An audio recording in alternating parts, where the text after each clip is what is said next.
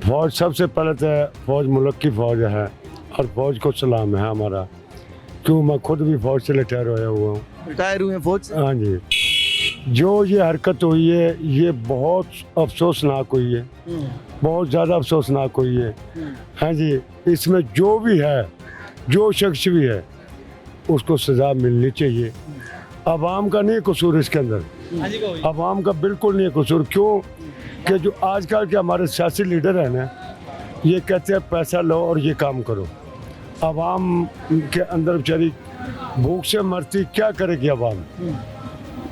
इसके अंदर अभी मैं यही कहूँगा ऑन रिक्वेस्ट आर्मी चीफ साहब आफर साहब को कि तम्मल और हौसले से इस काम को डील कर कर, क्यों इसके अंदर हमारे मुल्क की बेइज्जती है, बहुत ज़्यादा बेइज्जती है मुल्क की।